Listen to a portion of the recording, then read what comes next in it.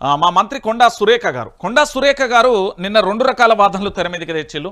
ఆ 2 రకాల వాదనలు కూడా మనం ఒకసారి విందాం. ఎందుకంటే కొండా సురేఖ గారు చేసిన వాదనలలో భిన్నమైన వాదనలు ఉన్నాయి, భిన్నమైన కథలు ఉన్నాయి, భిన్నమైన అంశాలు ఉన్నాయి. ఒకసారి వాటిని కూడా మనం క్లారిటీగా చూసే ప్రయత్నం అయితే చేద్దాం. ఎందుకంటే దీంట్లో మనం పూర్తి స్థాయిలో కూడా నిన్న ఈ వీడియోను పూర్తిగా కూడా మనం అప్లోడ్ చేసినాం. ఒకసారి ఆ వీడియోకి సంబంధించి కూడా నేను చూపించే ప్రయత్నం అయితే చేస్తా. ఒకసారి ఇక్కడ మంత్రి కొండా సురేఖ గారండి వరంగల్ జిల్లాకు సంబంధించి వైఎస్ రాజశేఖర రెడ్డి పరిపాలనలో ఒక వెలిగిన నేత, పూర్తి స్థాయిలో వాళ్ళ సొంత నియోజకవర్గానికి సంబంధించి పరకాల నియోజకవర్గం, దాని తర్వాత వరంగల్ తూర్పు అంటే బీఆర్ఎస్ పార్టీలో అడుగుపెట్టిన తర్వాత వరంగల్ తూర్పు నియోజకవర్గానికి షిఫ్ట్ అయ్యారు. ఆ తర్వాత పూర్తి స్థాయిలో కూడా వరంగల్ను శాసించాలనే ఆలోచనలో ఉంటారు. సో దాంట్లో భాగంగా మంత్రి కొండా సురేఖ గారికి సంబంధించి పూర్తి స్థాయిలో బీఆర్ఎస్ పార్టీ నుంచి కాంగ్రెస్ పార్టీకి వెళ్ళిన తర్వాత ఇక రేవంత్ సారథ్యంలోని ప్రభుత్వంలో మంత్రివర్గంలో చోటు అయితే దక్కించుకున్నది. ఒకసారి కొండా సురేఖ ఏం మాట్లాడిందో ఒకసారి వినండి. నేను ఒక ఫారెస్ట్ మినిస్టర్ గా ఉన్నాను కాబట్టి నా దగ్గరికి కొన్ని కంపెనీలవి క్లియరెన్స్ కోసం అని చెప్పి ఫైల్స్ వస్తూ ఉంటాయి. మామూలుగా మంత్రులు అట్లాంటి ఫైల్స్ వచ్చినప్పుడు డబ్బులు తీసుకొని క్లియరెన్స్ ఇస్తూ ఉంటారు. నేనన్నా మాకు ఒక న్యాయపక్ష మీరు ఇవ్వాల్సిన అవసరం లేదు, మీరు సమాజ సేవ చేయండి, మా స్కూల్ ఒకటి డెవలప్ చేయండి, మా పేరు మీద అది మీ పేరు గుర్తుండిపోతుంది అని చెప్పినప్పుడు వాళ్ళు మేము పై వాళ్ళతో మాట్లాడాలి మేడం, మా చేతుల్లో లేదు అని సదానంద ఒక్క నిమిషం ఇక్కడ మీరు చాలా క్లారిటీగా వినాలి. నేను చాలా ఖచ్చితత్వంతో చెప్తున్నాను. ఇక్కడ మంత్రి కొండా సురేఖ గారు ఏమన్నారు? మంత్రి కొండా సురేఖ గారు ఏమన్నారు? నేను ఫారెస్ట్ మంత్రిగా ఉన్నాను, నా దగ్గర అనేక కంపెనీలు వస్తూ ఉంటాయి పెట్టుబడుల కోసం. దాంట్లో భాగంగా కొన్ని ఫైల్స్ వచ్చినప్పుడు క్లియరెన్స్ కోసం డబ్బులు అడుగుతారు. ఆ డబ్బులు అడిగినప్పుడు పూర్తి స్థాయిలో కూడా ఏంది అంటే చాలామంది మంత్రులు అయితే పైసలు తీసుకుంటారు. నాకు అలాంటి పైసలు అవసరం లేదు, నాకు కావాల్సింది ఏంటి అంటే మా పేరు మీద ఒక స్కూల్ ఉన్నది, దాన్ని డెవలప్మెంట్ చేయండి అంటూ కూడా చెప్తామంటూ కూడా చెప్తారు. సో దానికి సంబంధించి పూర్తి స్థాయిలో కూడా వీరు చెప్పే ప్రయత్నం చేసిళ్ళు అనేది ఏమన్నారు, మా పేరు మీద ఒక స్కూల్ ఉంది, దాన్ని డెవలప్ చేస్తే చాలు అంటూ చెప్పిళ్ళు, మీ పేరు శాశ్వతంగా ఉంటుంది అని చెప్తే ఇది మా చేతిలో లేదు మేడం, మేము పై వాళ్ళతో మాట్లాడి మీకు అప్డేట్ చేస్తామనేసి కొండా సురేఖను. దీన్ని మళ్ళొక్కసారి మీరు వినాలి, చాలా అవసరం ఇది.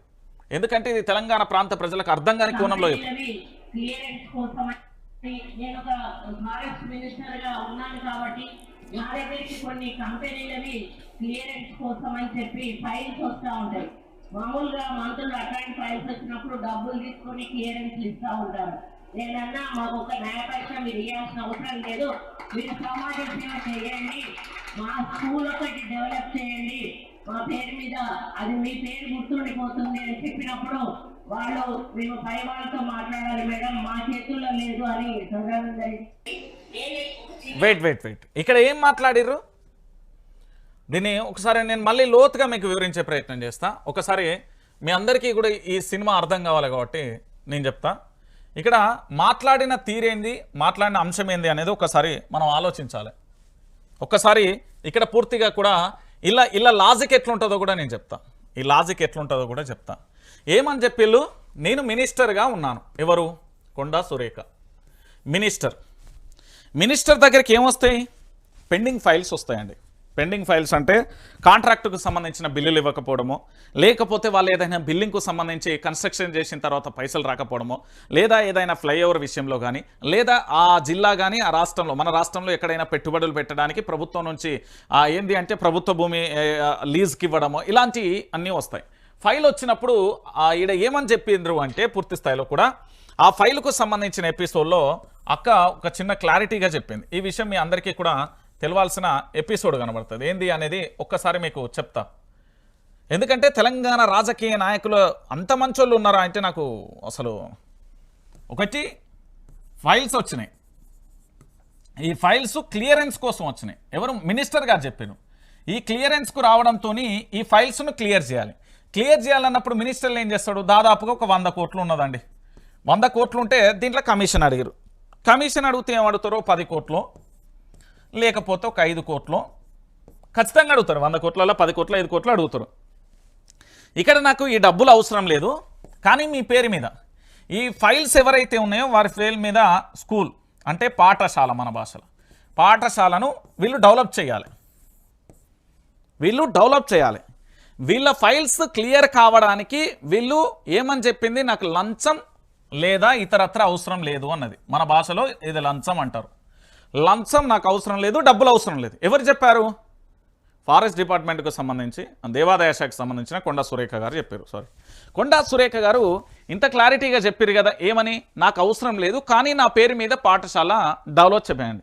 ఇక్కడ ఏంటి సమస్య, ఫైల్ క్లియర్ కావాలి. వాళ్ళు ఏదైనా పని చేసినప్పుడు లేదా వాళ్ళకి సంబంధించిన ఏదైనా ఫైల్ ఉంటే క్లియర్ చేయాలి. కామన్గా దాన్ని సంతకం పెట్టి ఇచ్చేయచ్చు. మినిస్టర్ హోదాలో పూర్తి స్థాయిలో ఫైల్ను క్లియర్ చేయడం వాళ్ళ బాధ్యత. ఇది రాజ్యాంగంలో ఉన్న ఆర్టికల్ చదివినా క్లాజులు చదివినా వాళ్ళకి తెలిసిపోతుంది. కానీ వీళ్ళకు స్కూలుకు వాళ్ళ ఫైల్కి ఏం సంబంధం? Number 1 question. అక్కడ వాళ్ళ ఫైలు మినిస్టర్ గారి చేతిలో ఉంది. సరే, మీరు ఇంతంత ఎంతో కొంత కమిషన్ అడుగుతారు, మీరు అడగలే, మంచి మనిషి. మరి పాఠశాలకు ఫైల్కి ఏం సంబంధం? ఇక్కడ ఇవ్వాల్సిన దాన్ని ఇక్కడ వీళ్ళ పేరు మీద పెట్టి దీన్ని డెవలప్మెంట్ చేసి ఈ పేరు ఇక్కడికి వస్తే మళ్ళీ ఎన్నికలలో మేము డెవలప్మెంట్ చేసినామని చెప్తారు. అయిపోయా. ఇది ఇక్కడికి వెళ్ళలే, కానీ ఇది ఏం చేసిందంటే ఈ కమిషన్ అనేది ఏం చేసిర్రంటే ఇగో ఇక్కడికి వచ్చింది, దారి మళ్ళిచ్చిర్రు. ఎట్లా మళ్ళిచ్చి? సింపుల్ లాజిక్గా మళ్ళించేసిర్రు. మీరు సమాజం కోసం చేసేటోడైతే ఫైల్స్ అది కరెక్ట్ ఉంటే అది అన్ని క్లియర్గా ఉంటే ఏ లంచం లేకుండా సంతకం పెట్టియచ్చు. కానీ ఇవాళ రేపు మన మంత్రులల్లా ఒక్కసారి మనం లెక్కేసుకుంటూ వద్దాం. మా రాష్ట్ర ముఖ్యమంత్రి యనమల రేవంత్ రెడ్డి గారు ఓటుకు నోటు కేసులో అడ్డంగా బుక్ అయిపోయి అన్ని విజువల్లో చూసాం. తర్వాత నెక్స్ట్ పొంగులేటి శ్రీనివాసరెడ్డి నెంబర్ 2 అంటున్నాడు కాబట్టి నెంబర్ 2 అయినా ఆల్రెడీ ఈడీ దాడులు జరిగిన దానికి సంబంధించి మనం క్లారిటీగా చూసాం. దాని తర్వాత ఈ రాష్ట్రానికి సంబంధించిన ఉప ముఖ్యమంత్రి ఆల్రెడీ ఆయన మీద అనేక రకాల ఆరోపణలు, 1, 2 ఇట్లా చెప్పని అవసరం లేదు, మస్తున్నాయి. కమిషన్లు అడుగుతున్నాడు, అది కాంట్రాక్ట్ బిల్లుల క్లియర్ కోసం ఆర్థికంగా ఉన్నాడు కాబట్టి అన్ని రకాలుగా అడుగుతున్నాడు అనేది ఉన్నది. ఇంకెవరున్నారు? కోమటిరెడ్డి బ్రదర్స్. వాళ్ళ కాంట్రాక్టులు తప్ప వేరే ఏమీ చేయరు అనేది మునుగోడు ఎన్నికలలో మా ఉంది తెలుసు, మొన్నటి ఎన్నికలలో తెలుసు. ఇప్పుడు కాంట్రాక్ట్లే పరమావధిగా నడుస్తున్నాయి. అదేది కల్వకుంట్ల చంద్రశేఖరరావు గారు ప్రభుత్వం దిగిపోయేటప్పుడు దాదాపుగా 7,000 కోట్లు రైతులకు సంబంధించిన పెట్టుబడి సాయం కింద, రైతు బంధు అదే పెట్టుబడి సాయం కింద ఇవ్వాల్సిన డబ్బులను ఉంచితే బిల్లులు విత్డ్రా చేసుకున్నారు అనేది వాళ్ళ మీద ఆరోపణ. నెక్స్ట్ ఇంకెవరున్నారు? మా పొన్నం ప్రభాకర్ మీద హుజరాబాద్కు సంబంధించిన పాడి కౌశిక్ రెడ్డి అదేంది మన దాని పేరేం పేరు బూడిది మీద ఆరోపణ చేసిండు. ఇంకెవరున్నారు? సీతక్కకు సంబంధించి మొట్టమొదటిసారిగా ఏది ఇసుకకు సంబంధించిన ఆరోపణలు ఎదుర్కొన్నారు. ఇంకెవరున్నారు? ఇంకా ఆరాధిద్దాం. ఇక ఉత్తమ్ కుమార్ రెడ్డి అన్న అంటే పక్కన పెట్టుర్రే. పాప ఆయనకు ఈ లొల్లులు పంచాయతీలు ఉండే, ఆయన కథే వేరు. ఆయన ఇవన్నీ పట్టించుకోడయ్యా, అవన్నీ నాకు తెలుసు. నెక్స్ట్ ఇంకెవరున్నారు? ఒకసారి నేను మిమ్మల్ని అడుగుతున్నా. సో నీతిగా నిజాయితీగా ఉన్నారు అంటే హాస్యాస్పదంగా అవుతుంది. అర్థమైపోయింది కదా? సరే, ఇది మన అక్క చెప్పిన వారు. ఇప్పుడు మళ్ళీ ఏం చెప్పింది అక్క అనేది ఒకసారి మన అందరం కూడా వినాలి ఈ వీడియో. ఎందుకంటే తెలంగాణలో పూర్తి స్థాయిలో కూడా అందరూ వినాల్సిన వీడియో కాబట్టి ఇక్కడ అయిపోయింది. ఒకసారి మొత్తం వీడియో వినబెట్టే ప్రయత్నం అయితే మీకు చేస్తా. ఎందుకంటే ఇది పూర్తి స్థాయిలో కూడా మళ్ళీ అందరికీ తెలవాలి కదా. ఎందుకంటే పూర్తిగా కూడా ఇక్కడ జరిగే ఎపిసోడ్లలో వాస్తవం ఏంది అనేది అందరికీ కూడా తెలవాల్సిన విషయం. ఈరోజు పూర్తిగా కూడా జరుగుతున్న ఎపిసోడ్లలో మన మంత్రులు మాట్లాడుతున్న అంశం వాళ్ళకే క్లారిటీగా తెచ్చే ప్రయత్నం మనం చేయాలి. రైట్, ఒకసారి మళ్ళా ఏది మంత్రి గారు మాట్లాడండి బిఫోర్ ఆఫ్టరు ఇది మొత్తం విన పెడతాయి. ఇక మొత్తం వినరు, ఒక్కసారి క్లియర్ అయిపోతుంది, మీకు కూడా ఒక క్లారిటీ వస్తుంది. మినిస్టర్గా ఉన్నాను కాబట్టి నా దగ్గరికి కొన్ని కంపెనీలవి క్లియరెన్స్ కోసం అని చెప్పి ఫైల్స్ వస్తూ ఉంటాయి. మామూలుగా మంత్రులు అట్లాంటి ఫైల్స్ వచ్చినప్పుడు డబ్బులు తీసుకొని క్లియరెన్స్లు ఇస్తూ ఉంటారు. నేనన్నా మాకు ఒక న్యాయపక్షం మీరు ఇవ్వాల్సిన అవసరం లేదు, మీరు సమాజ సేవ చేయండి, మా స్కూల్ ఒకటి డెవలప్ చేయండి, మా పేరు మీద అది మీ పేరు గుర్తుండిపోతుంది అని చెప్పినప్పుడు వాళ్ళు మేము పై వాళ్ళతో మాట్లాడాలి మేడం, మా చేతుల్లో లేదు అని సదానంద రెడ్డి. నేను ఒక చిన్న మాట, నేను జనరల్ గా వాడినటువంటి మాటను దాన్ని కాంగ్రెస్ వాళ్ళకి ఆపాదిస్తున్నాను. నేను కాంగ్రెస్ మంత్రులు అనేటువంటి మాట ఇక్కడ కూడా మాట్లాడు, జనరల్ గా మంత్రులు అనేటువంటి మాట మాట్లాడు. అందరూ వాళ్ళు కూడా మాట్లాడలేదు, జనరల్ గా మంత్రులు వాళ్ళు మాట్లాడిన దాన్ని ఎవరి ఆలోచనలు బట్టి వాళ్ళు దాన్ని అర్థం తీసుకోవచ్చు. అంటే ఇక్కడ టిఆర్ఎస్ వాళ్ళ మైండ్ బట్టి వాళ్ళు దాన్ని అర్థం చేసుకొని నేనేదో తప్పు మాట్లాడినా మా మంత్రులు అవినీతి చేస్తా ఉన్నారు అనే పద్ధతిలో నేను మాట్లాడినా అని చెప్పి ట్రోలింగ్ చేయడం చాలా బాధాకరం. వెంటనే దాన్ని ఆపాల్సిన అవసరం ఉన్నది, లేకపోతే నేను సైబర్ క్రైమ్ వాళ్ళకి తప్పకుండా నేను కాంప్లైంట్ ఇస్తాను. నేను ఒక ఫారెస్ట్ మినిస్టర్ గా ఉన్నాను కాబట్టి నా దగ్గరికి కొన్ని కంపెనీలవి క్లియరెన్స్ కోసం అని చెప్పి ఫైల్స్ వస్తూ ఉంటాయి. మామూలుగా మంత్రులు అట్లాంటి ఫైల్స్ వచ్చినప్పుడు డబ్బులు తీసుకొని క్లియరెన్స్లు ఇస్తూ ఉంటారు. నేనన్నా మాకు ఒక న్యాయపక్షం మీరు ఇవ్వాల్సిన అవసరం లేదు, మీరు సమాజ సేవ చేయండి, మా స్కూల్ ఒకటి డెవలప్ చేయండి, మా పేరు మీద అది మీ పేరు గుర్తుండిపోతుంది అని చెప్పినప్పుడు వాళ్ళు మేము పై వాళ్ళతో మాట్లాడాలి మేడం, మా చేతుల్లో లేదు అని సదానంద రెడ్డి. నేను ఒక చిన్న మాట, నేను జనరల్ గా వాడినటువంటి మాటను దాన్ని కాంగ్రెస్ వాళ్ళకి ఆపాదిస్తున్నాను. నేను కాంగ్రెస్ మంత్రులు అనేటువంటి మాట ఇక్కడ కూడా మాట్లాడు, జనరల్ గా మంత్రులు అనేటువంటి. రైట్, అక్క చెప్పిన వాదేనేంది, జనరల్గా నేను మంత్రి అనే మాట మాట్లాడినా అన్నారు. మంత్రి కాంగ్రెస్ మంత్రి ఉండరు, అట్లాని బీఆర్ఎస్ మంత్రి ఉండరు, అట్లాని బీజేపీ మంత్రి ఉండరు, అట్లాని కమ్యూనిస్ట్ మంత్రి ఉండరు, అట్లాని ఇండిపెండెంట్ మంత్రే. మీ ప్రభుత్వమా పరాయి ప్రభుత్వమా ఏ ప్రభుత్వమైనా మొత్తానికైతే మంత్రులు అయితే కమిషన్ తీసుకుంటారనే క్లారిటీ తెలంగాణ ప్రాంత ప్రజలకు చాలా క్లియర్గా కూడా వచ్చింది అనేది అర్థమైపోయింది. సో ఇది మనకు తెలంగాణ రాష్ట్ర వ్యాప్తంగా కూడా తెలంగాణ ప్రాంత ప్రజలు ఏ రాజకీయ నాయకుడు సేవ చేయడానికి రాజకీయాలలోకి రావట్లేదు.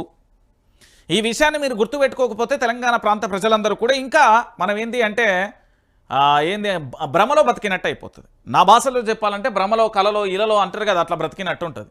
ఈరోజు పూర్తి స్థాయిలో కూడా మంత్రి కొండా సురేఖ వ్యాఖ్యలు చేయడం చాలా కరెక్ట్. అసలు ఈ సందర్భంగా నిజంగా అది కాంగ్రెస్ మంత్రులా లేకపోతే బీఆర్ఎస్ మంత్రులా లేకపోతే బీజేపీ మంత్రులా లేకపోతే ఇంకోలా అనేది పక్కన పెట్టినా కూడా మొత్తానికి బాహాటంగా మనందరికీ అర్థమైన విషయం ఏంటంటే ఏదైనా ఒక ఫైల్ మంత్రి దగ్గరికి వచ్చినప్పుడు ఖచ్చితంగా కూడా లంచాలు వసూలు చేస్తాడు.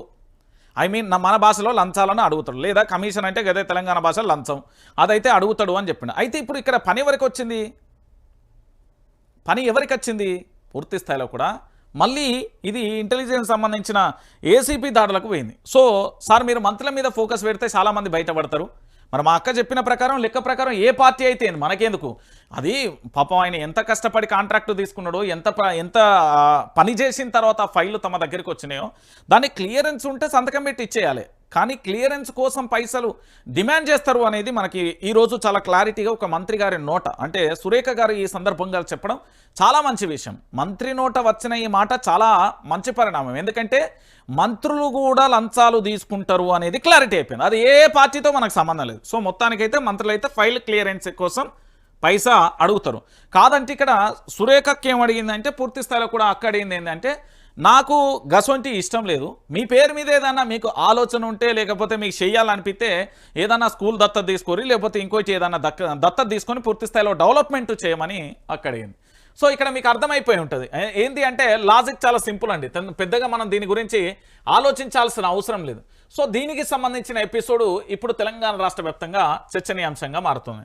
సరే ఇప్పుడు మనం ఒకసారి మొత్తం మాట్లాడుకుందాం ఎపిసోడ్కు సంబంధించి, ఎందుకంటే వాస్తవాలు కూడా తెలంగాణ ప్రాంత ప్రజలకు తెలవాలి కాబట్టి ఒకసారి ఇక్కడ చూద్దాం. ఏందిడా ఒక సినిమా ఉంటుంది అబ్బా, ఏదో పైసా పైసా పైసా అని ఆ పాట ఉంటుంది నానిగాన్ సినిమాలో పైసా గురించి ఒక పాట ఉంటుంది. పైసానేనా ఆ సినిమా పేరు కూడా పైసానేనట. ఆ సినిమాలో మొత్తం పాట ఉంటుంది. అదేంటి అంటే అక్కడ ఒక పేద కుటుంబానికి సంబంధించిన ముసలైన కొడుకు ఆ ఇటుక బట్టీల దగ్గర పనిచేస్తే అక్కడ ఒక స్టోరీ జరుగుతుంది. దాంతో పాటు అందులో హీరోయిన్కు సంబంధించి అనుష్కనే ఎవరు ఉంటారు, వ్యభిచార గృహాలకు సంబంధించిన ఎపిసోడ్ ఉంటుంది. ఆ తర్వాత హాస్పిటల్కి వెళ్ళిన సార్ పైసలు పడితే అవి తీసుకొని ఇట్లా రకరకాలుగా కూడా అంటే ఒక కథనాన్ని పూర్తి స్థాయిలో సినిమా రూపంలో చూపెట్టారు చూడు. ఆ పైస మీద ఎంత ఆపచ్చన ఉన్నదో ఇక్కడ వీళ్ళకి ఎంత ఆపచ్చన ఉంటుందో ఒకసారి మనం దాని గురించి కూడా చర్చిద్దాం. ఒకసారి చూడురి, ఫైల్ కదలాలంటే డబ్బులు ఇవ్వాల్సిందే, ఫైల్ కదలాలంటే డబ్బులు ఇవ్వాల్సిందే. ఇది మనం చెప్పిన మాట కాదు. సో మంత్రులందరూ కూడా ఏ పార్టీ అయినా ఇదే ధోరణిలో ఉన్నారనేది క్లియర్ కట్. సో ఫైల్ కదలాలంటే డబ్బులు ఇవ్వాలనేది క్లియర్ కట్. ఇవో బాహాటంగా చెప్పిన, తెర ముందు చెప్పిన, తెర వెనుక చెప్పిన, బయటకి నిజం ఏంది అంటే ఒక ఫైల్ కదలాలంటే పైసలు ఇవ్వాలండి. ఇది నిజమైన విషయం, నేను చెప్తున్నా కదా. చర్చనీయాంశంగా మారిన కొండా వ్యాఖ్యలు, మంత్రులు డబ్బులు తీసుకునే ఫైల్ క్లియర్ చేస్తారన్న సురేఖ, కాంగ్రెస్ సర్కార్ అంటేనే 30% కమిషన్ అనే చర్చ, RRBU ట్యాక్సులు వసూలు చేస్తున్నారని ఇప్పటికే ప్రధాని సైతం ఆరోపణలు, మంత్రి మాటలతో ఆరోపణలు నిజమని ప్రచారం. RR tax, B tax, U tax ఇవన్నీ తెలుసు కదా. ఇది మీరు ఎప్పుడు మర్చిపోవద్దు. ఈ తెలంగాణలో కాంగ్రెస్ పార్టీ అధికారంలో ఉన్న 2028 వరకు చాలా క్లారిటీగా కూడా మనం చర్చించుకోవాల్సిన ఒక ప్రధానమైన ఎపిసోడ్ ఏంటంటే RR ట్యాక్స్, U ట్యాక్స్, దాంతోపాటుగా B ట్యాక్స్.